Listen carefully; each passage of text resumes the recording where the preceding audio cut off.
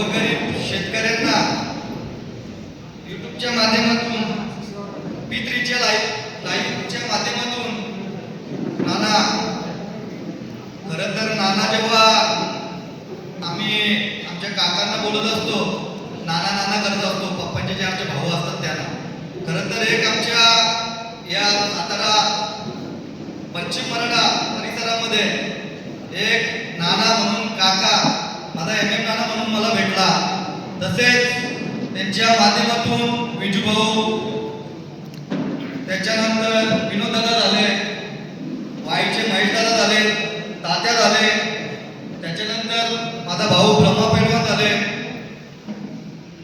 माझ्या ज्या बैलगाडा क्षेत्रामध्ये सौदापूर पासून दिल्लीपर्यंत ज्याने प्रवास केला, ही पेटा संघटना होती.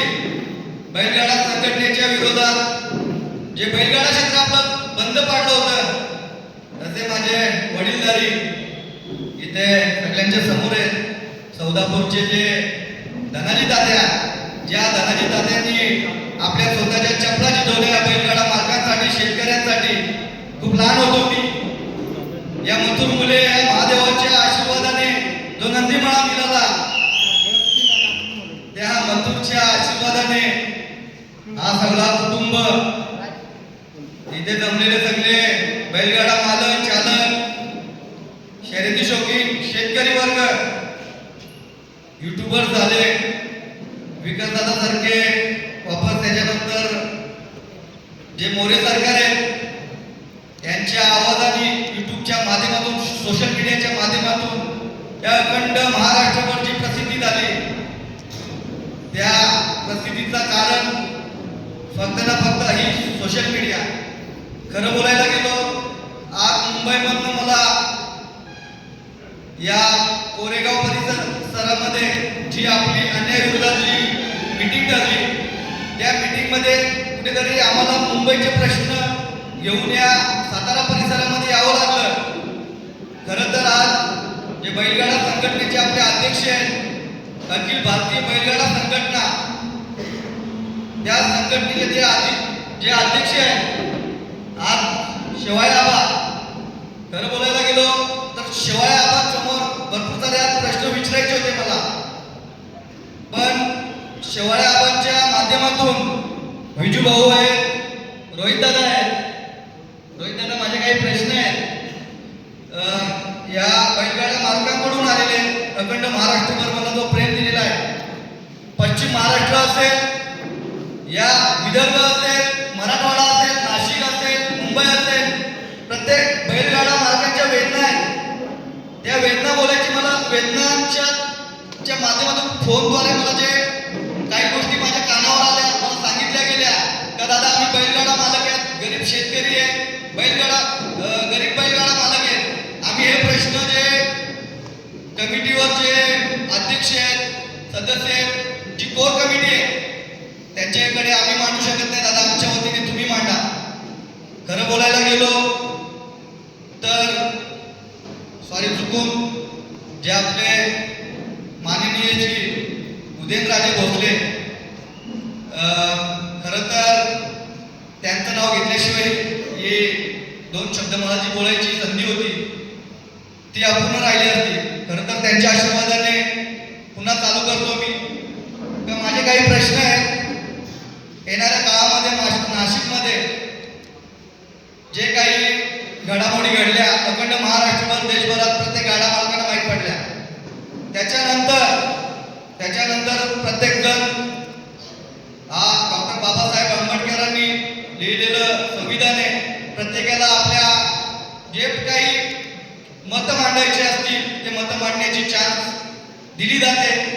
मत मांडल्यानंतर आज अखिल भारतीय बैलगाडी संघटना, म्हणजे अखिल भारतीय ही भारतातील बैलगाडी संघटना आहे, तर संघटनेचे अध्यक्ष आहेत शिवाय, बरोबर ना. आज मुंबईमध्ये आम्हाला कुठेतरी न्याय नाही भेटत, म्हणून खरं तर मुंबईच्या आम्ही काही व्यथा होत्या. खरं तर आमचे बाबूदादा झाले, बंडू शेठ झाले, मिलिंद शेठ पाटील झाले, आमची संपूर्ण मुंबईची टीम आहे, ती टीम इथे आली. खरं तर जेव्हा बैलगाडी क्षेत्र आपला बंदीचा काळ होता, बंदीच्या काळाच्या आधी एक पुसेगावला मैदान झाला होता, लास्ट मैदान, शेवटचं मैदान. त्या शेवटच्या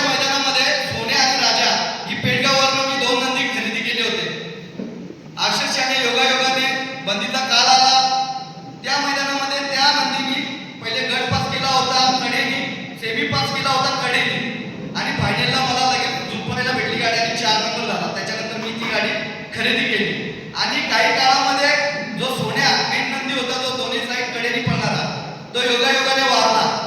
आज त्याच्या रूपाने मला कुठेतरी माझा मथुर भेटला. माझ्या महादेवाने मला कुठेतरी मथुर दिला आणि या व्यथा मथुरच्या माध्यमातून अखंड महाराष्ट्राने प्रेम दिलं, म्हणून इथे मला मांडायला भेटल्या. खरं तर सर्वप्रथम मराठवाड्याचे विषय नंतर घेतो मी. आज जे जिल्ह्यातील बैलगाडा मालक आहेत, तो शेतकरी वर्ग आहे, प्रत्येक जिल्ह्यात आले.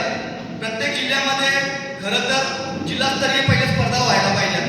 कारण की जे गावखेडे आहेत, जे जिल्ह्यातील नंदी आहेत, एक जिल्हा स्पर्धे म्हणजे जिल्ह्यातील फक्त एक जिल्ह्यातील बैल पळतील, नंदी पळतील. त्या नंदीतील जे शेतकरी वर्ग आहेत, जे बैलगाडा मालक आहेत, गोरगरीब बैलगाडा मालक आहेत, जेव्हा जेव्हा त्या जिल्ह्यातील स्पर्धेमधून नवीन बैलगाडा मालकाला त्याच्या कपाळाला गुलाल लागेल, त्या गुलालाचा आनंद त्यांना घेता येईल. आतापर्यंत काय होतो, जे ठरलेले नंदी आहेत प्रत्येक ठिकाणी तेच नंदी टॉप 10 मध्ये राहत असतात. पण जे गोरगरीब बैलगाडा मालक असतात, जे स्थानिक बैलगाडा मालक असतात, त्यांचे कपाळा गुलालच नाही भेटत. पण ते काय करतात, प्रत्येक ठिकाणी टेम्पोचा भाडा, त्याच्यानंतर सोबत जी असणारी टीम, म्हणजे या सगळ्या गोष्टींना म्हणजे हर गोष्टीला आताच्या घडीला पैसे लागतो. पिकअप घरातून काढले तरी 1000 रुपयाचा डिझेल लागतो. पण त्यांच्या मनामध्ये तो रागरोष बसलेला आहे, तो चीड बसलेली आहे. ही चीड कुठेतरी निघण्यासाठी, तो रागरोष निघण्यासाठी जिल्हास्तरीय सुद्धा स्पर्धा घ्या. म्हणजे कमीत कमी जी जिल्ह्यातील जे बैलगाडा मालक आहेत त्यांच्या कपाळाला गुलाल लागेल. त्याच्यानंतर जे आपण हिंद केसरी, महाराष्ट्र केसरी असे मैदान घेतो, त्या मैदानामध्ये अखंड महाराष्ट्रातील सगळे बैल पळत असतात, सगळे नंदी पळत असतात. भारत केसरीमध्ये सगळे नंदी पळत असतात. मग त्या छोट्याशा गावामधून महाराष्ट्र लेवलला, हिंद केसरी लेवलला, जेव्हा आपल्या स्थानिक लेवलला जेव्हा आपला कुस्ती पैलवान असतो, कुस्ती पैलवान जेव्हा आखाड्यामध्ये आपला आई वडील असतो, गुरु असतो, तो सुरुवातीला टाकतो, त्यावेळेस आपल्याला आखाड्यातलं काही कळत नसतं. जेव्हा आखाड्यात आपण उतरल्यानंतर असती आपल्या गावासाठी खेळत असतो, नंतर शहरासाठी, तालुक्यासाठी, नंतर हिंद केसरी लेवलमध्ये महाराष्ट्र केसरीसाठी खेळत असतो. म्हणजे एक टप्पे आपल्या बैलगाडा संघटनेमध्ये हे बदल झाले पाहिजे. जिल्हास्तरीय कशासाठी, गोरगरीब गाडा मालकाला त्याचा लाभ भेटेल.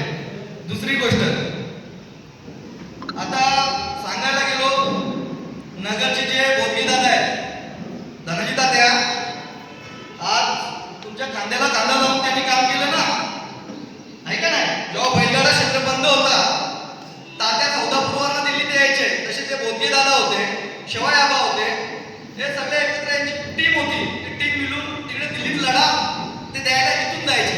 आज जे नगरवाले आहेत, तसंच आपले छत्रपती शिवाजी महाराजांची आई जिजाऊ मातेचा जिथे जन्म झालाय बीड जिल्हा, त्या बीड जिल्ह्यातील तात्या, मला एक गोष्ट सांगा, त्या बीड जिल्ह्याला बंदी आणली आणि नगरवाल्यांना बंदी आणली, त्याचं कारण काय, मूळ कारण काय पटतंय का? त्यांना बंदीचं कारण होतोय का, बंदी बसते का त्यांना कायद्यानुसार? बघा, मी कोणाची बाजू नाही मांडत. ज्या चुक्या आहेत त्या चुक्या ऍक्सेप्ट करा.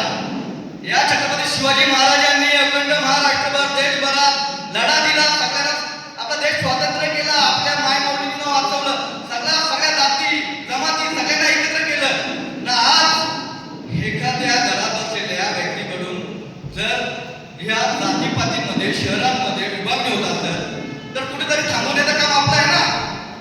जर मी कुठे चुकीचा बोलत असेल तर या ठिकाणी माईक पकडा हातामध्ये, माझ्याशी संवाद साधा. आता काही दिवसापूर्वी नाना वापस आपले अध्यक्ष, पूर्ण संघटनेतील, अखिल भारतीय संघटनेतील टीम होती, मेंबर्स होते, एकत्र बसले. 6 बैलांवरती 6 नंदींवरची जी बंदी होती ती हटवली. नाशिकची गर्दी, कुठली नाशिकची खरेदी, त्याच्यानंतर मराठवाड्यातील खरेदी, 6 नंदी. बघा, विनोददादा माफ करा मला, 6 नंदीमधून विनोददादांनी एक नंदी खरेदी केला. त्या नंदीमुळे वाद झाले तिथे. बघा, सगळ्यांनी ऐका, त्या नंदीमुळे वाद झाले. आज त्या नंदीला सुद्धा बंदी उठवली. मग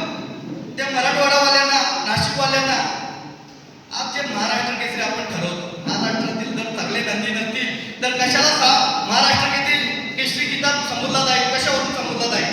खरं सांगा, संबोधला जाईल का? महाराष्ट्रातील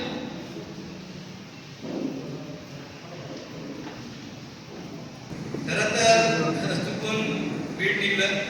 जिजाऊ मातेचा जन्म सँडी भाऊ माझे गुरुवर्य आहेत, जे बुलढाणा परिसरामध्ये सॉरी कुठेतरी चुकलो मी, सिंदखेड राजा या ठिकाणी माझ्या मातेचा जन्म झाला होता.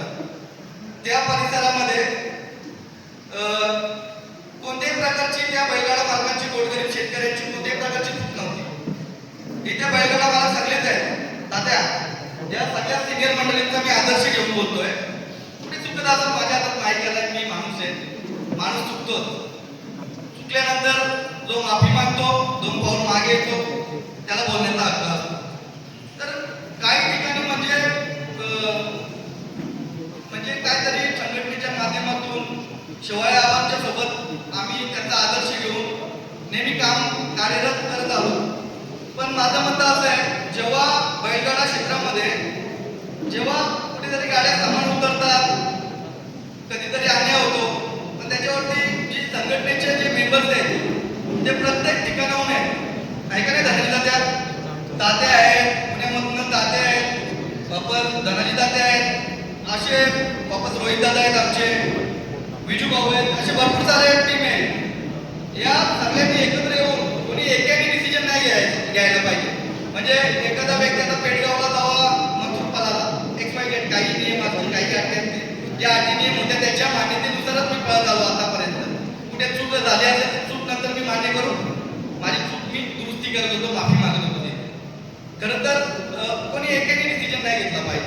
म्हणजे सगळ्यांना एकत्र करा, सगळ्यांना एकत्र बसवा, सगळ्यांना एकत्र बसून सगळ्यांनी ठरवा बाबा इथे अशा गाडा मालकाचा असा प्रॉब्लेम झालेला आहे, अशी चूक झालेली आहे. म्हणजे कधी कधी काय होतं, आमच्या काही ठिकाणी म्हणजे माझ्या बघण्याच्या दृष्टिकोनामध्ये असं झालं का काही लोकांना नंदी नाही भेटले म्हणून त्यांची चूक हातामध्ये भेटली तर त्यांना काहीतरी पेनल्टी लावा, त्यांना काहीतरी माफ करा, अशा सगळ्या घडामोडी घडतात. खरं बोलायला गेलो कुठेतरी मला असं वाटतं आपले जे अध्यक्ष आहेत, खरं तर अध्यक्ष एकदम मायाळू आहेत ना, नेहमी मी त्यांचं नाव घेत आलोय का एक वडील झाले नमुने. पण कुठेतरी प्रत्येक टायमाला गांधीजी नाही बनायला पाहिजे. कधीतरी भगतसिंगचं पण रूप दाखवायला पाहिजे. तुम्ही आमचे आदर्श आहेत, आमचे वडीलधारी आहेत, तुम्ही आमचे कान पकडा, तुम्हाला अधिकार आहे. आम्ही चुकल्यानंतर तुम्ही आमचे कान पकडल्यानंतर आमचा बाप म्हणून आम्ही तुमच्या सगळ्या ज्या काही गोष्टी असतील त्या पालन करू आम्ही. पण एखादा व्यक्ती जर हर वेळेस प्रत्येक ठिकाणी असा डायरेक्ट म्हणजे कब्जा दाखवायला जातो, काही संघटना मी हॅक केले याप्रमाणे दाखवली की कुठेतरी अशी दिसते आपल्याला. तर कुठेतरी या सगळ्या गोष्टी बंदी झाल्या पाहिजेत. नवीन मेंबर्स आहेत प्रत्येक तालुक्यामधनं, आपले बैलगाडा जे मालक आहेत, चालक आहेत, शेतकरी वर्गातील जे गोरगरीब जे जनतेतून निवडून आलेले जे कोणी सभापती आहे, कोणी जिल्ह्यातील अध्यक्ष आहे, कोणी काय, अशा लोकांना पण संघटनेवर घ्या. बॉडी तुम्ही आहे पण त्याचा आदर्श घेऊन बाकीचे लोक काम करतील ना. तुम्ही सल्ला द्या आम्हाला, तुमच्या सल्ल्यानुसार आम्ही तुमच्या आदर्शानुसार बाकीचं काम करू ना. आज मुंबईमध्ये पहिली टाईममध्ये ठरलं होतं आमचं, फर्स्ट मीटिंग झाली, 2 वर्ष झाले या गोष्टीला. त्यावेळेस मी मुंबईमधली खरं तर माझ्या मुंबईमध्ये ठेवायला पाहिजे, इथपर्यंत नाही आणायला पाहिजे. पण अखिल भारतीय बैलगाडा संघटनेचे अध्यक्ष शिवाय आबा आहे, या आबांना मी कुठेतरी हे आमची मुंबई टीम पूर्णपणे इथपर्यंत पोहोचण्याचं कारण एकच आहे का पहिली गोष्ट आमच्या मुंबईमध्ये तुम्हाला सांगतो, मुंबईमध्ये बिनतोडचं क्षेत्र 1 दिवसाला 3 मैदान होतात आता बिनतोडचे. 1 मैदानाकडून 5,000 रुपये घेतले जातात. म्हणजे कशासाठी का कुठे गोरगरीब शेतकऱ्यांवर अन्याय झाला. आता आमच्या मुंबईमध्ये पाण्याची टंचाई होती, तर त्या पाण्याची टंचाई बैलगाडा संघटनेतून गेली. 1 दिवसाला 3 मैदान होतात, आपल्याला 3 मैदान होतात असं बघा.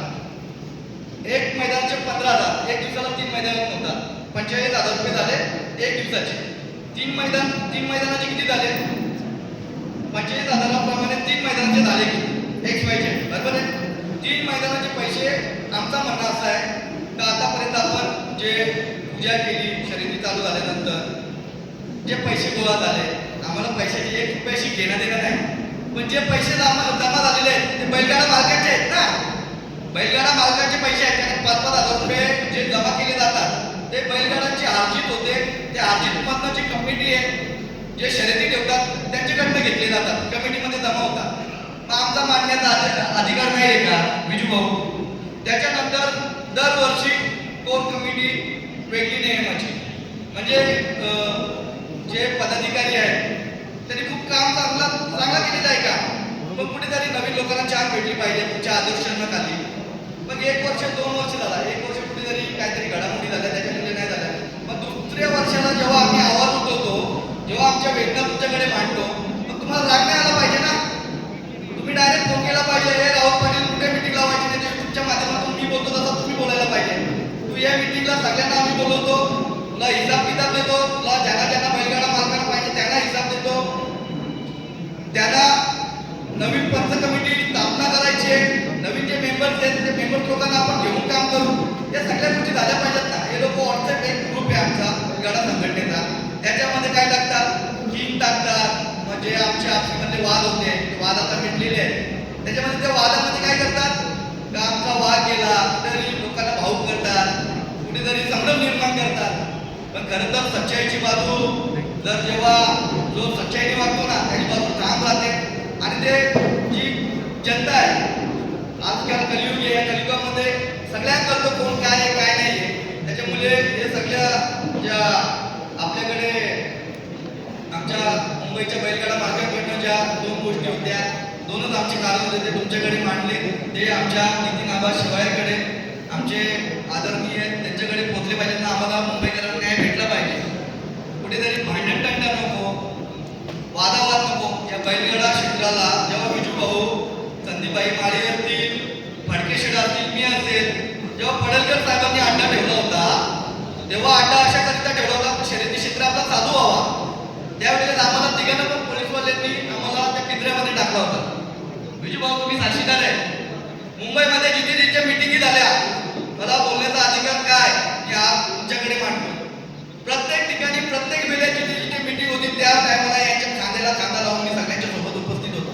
म्हणून आज मी बोलतोय माहिती घेऊन. आज कुठे या बैलगाडा क्षेत्रामध्ये हुकुमशाही नाही चालली पाहिजे. जर या संघटनेमधील पदाधिकारी आपण आयोजित केलेले आहेत, त्या पदाधिकाऱ्यांनी एखादी चूक केली, आपण चूक केली आपल्याला पॅनल्टी लावतात.